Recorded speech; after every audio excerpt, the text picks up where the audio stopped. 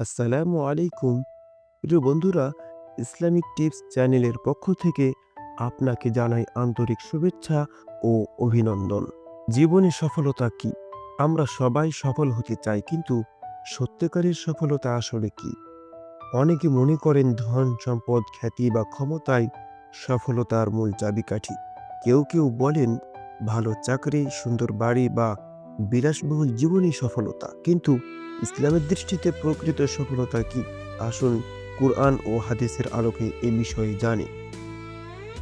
আল্লাহ তাআলা বলেন, নিশ্চয় সফল হয়েছে সেই ব্যক্তি যে নিজেকে পরিশুদ্ধ করেছে। এখানে সফলতার শর্ত দেওয়া হয়েছে নফস বা আত্মাকে পবিত্র করা, অর্থাৎ শুধু বাহ্যিক অর্জন নয়, বরং অন্তরের পবিত্রতা ও আমলের পরিশুদ্ধতাই আসল সফলতা। আরেকটি আয়াতে এসেছে, যে জান্নাতে প্রবেশ করলো সেই প্রকৃত সফল। এখানে স্পষ্ট করা হয়েছে প্রকৃত সফলতা হলো জান্নাত লাভ করা। দুনিয়াতে আমাদের ধন, সম্পদ, খ্যাতি, শিক্ষা সবকিছুই অস্থায়ী।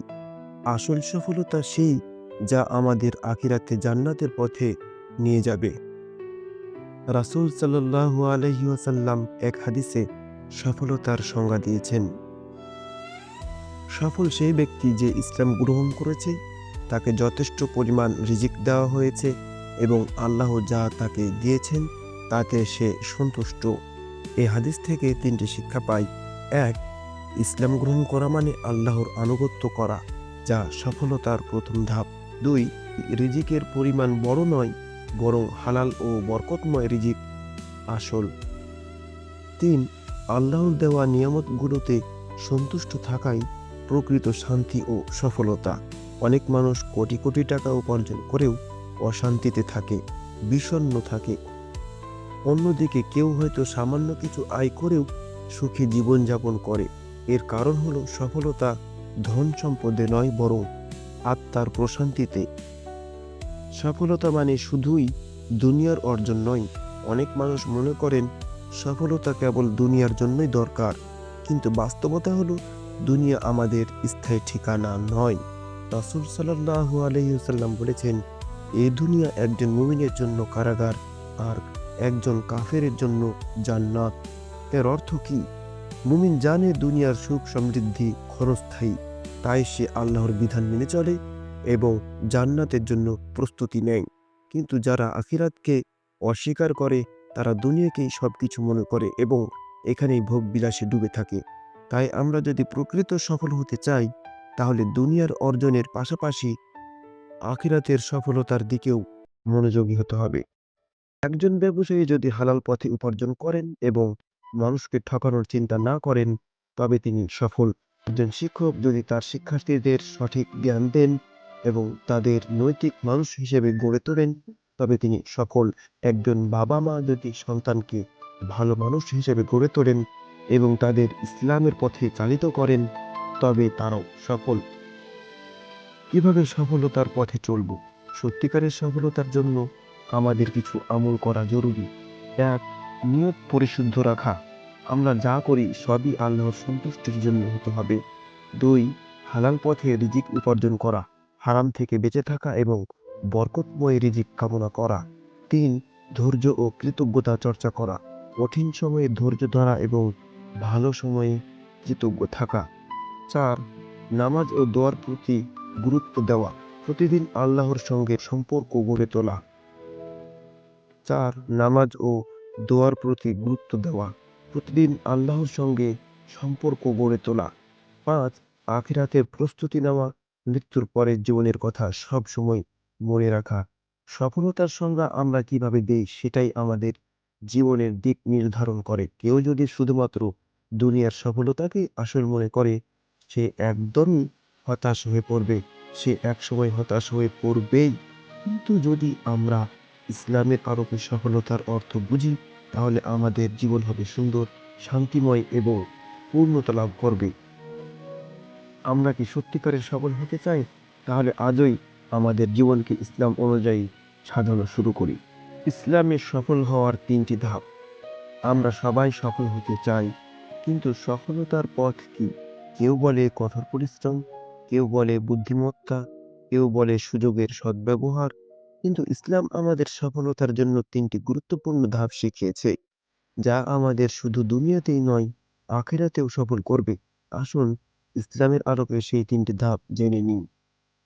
ধাপ নাম্বার 1, আল্লাহর উপর ভরসা করা। তাওয়াক্কুল শব্দের অর্থ হলো আল্লাহর উপর ভরসা করা, তার ফয়সালার উপর বিশ্বাস রাখা এবং যে কোনো কাজে আল্লাহর সাহায্য চাওয়া। আল্লাহ বলেন, যে ব্যক্তি আল্লাহর উপর তাওয়াক্কুল করে, আল্লাহ তার জন্য যথেষ্ট। তাওয়াক্কুল মানে আল্লাহর উপর ভরসা করে বসে থাকা নয়, বরং নিজের দায়িত্ব পালন করে ফলাফল আল্লাহর হাতে ছেড়ে দেওয়া।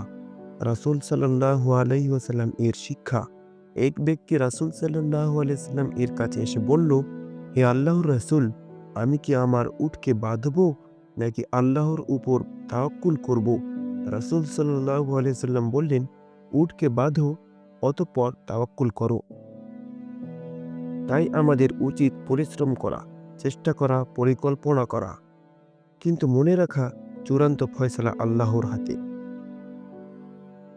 আমাদের জীবনে তাওয়াক্কুলের বাস্তব প্রয়োগ।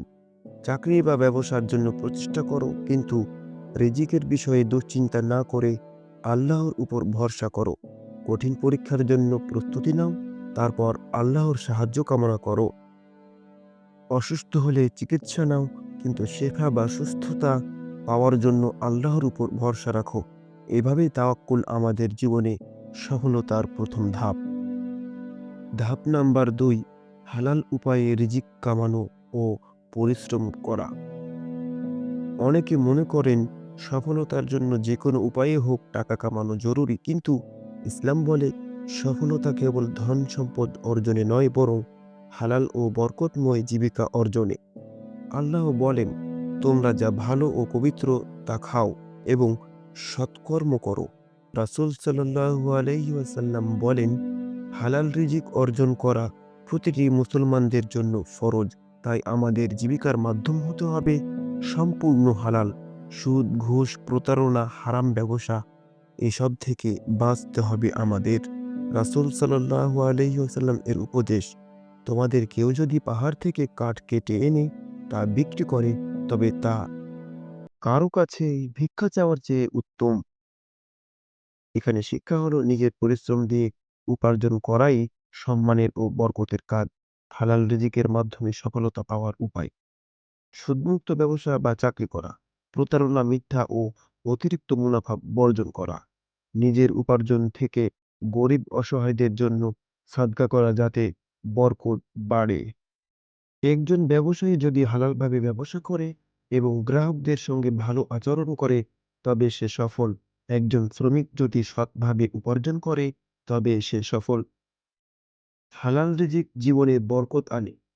হালাল রিজিক জীবনে বরকত আনে, যা প্রকৃত সফলতার দ্বিতীয় ধাপ। ধাপ নাম্বার 3, আখিরাতের কথা মনে রাখা ও জীবন পরিচালনা করা।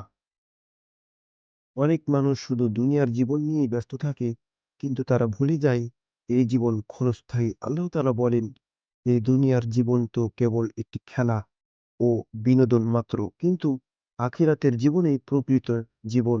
যদি তোমরা জানতে। প্রকৃত সফলতা হলো আখিরাতের জন্য প্রস্তুতি নেওয়া। রাসূল সাল্লাল্লাহু আলাইহি সাল্লাম বলেন, বুদ্ধিমান সেই ব্যক্তি যে নিজেকে হিসাবের জন্য প্রস্তুত রাখে এবং আখিরাতের জন্য প্রস্তুতি নেয়। কিভাবে আখিরাতের সফলতার জন্য প্রস্তুতি নেব? নামাজ ও ইবাদত। 5 ওয়াক্ত নামাজ আদায় করা এবং বেশি বেশি ইবাদত করা। গুনাহ থেকে বেঁচে থাকা, হারাম কাজ ও নিষিদ্ধ আনন্দ ফুর্তি থেকে দূরে থাকা, মানুষের সঙ্গে ভালো আচরণ করা, অন্যের হক আদায় করা, অভদ্রতা ও দুর্ব্যবহার থেকে বিরত থাকা, নেক আমল করা, দান সাদকা করা, কুরআন তিলাওয়াত করা, ভালো কাজের দিকে মানুষকে আহ্বান করা। মনে রাখো, একজন ব্যক্তি যদি দুনিয়াতে অনেক সফল হয় কিন্তু আখিরাতের জন্য প্রস্তুতি না নেয়, তবে সে চূড়ান্তভাবে ব্যর্থ। আপনি কি সত্যিকারের সফল হতে চান? তাহলে আজ থেকেই আল্লাহর পথে চলতে শুরু করুন।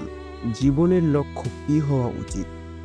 আমরা সবাই জীবনে কিছু না কিছু হতে চাই, ধনী, সফল, বিখ্যাত, কিন্তু আমাদের আসল লক্ষ্য কি হওয়া উচিত, আমরা কেন এই দুনিয়ায় এসেছি। আল্লাহ বলেন, আমি জিন ও মানুষকে সৃষ্টি করেছি শুধু আমার ইবাদতের জন্য।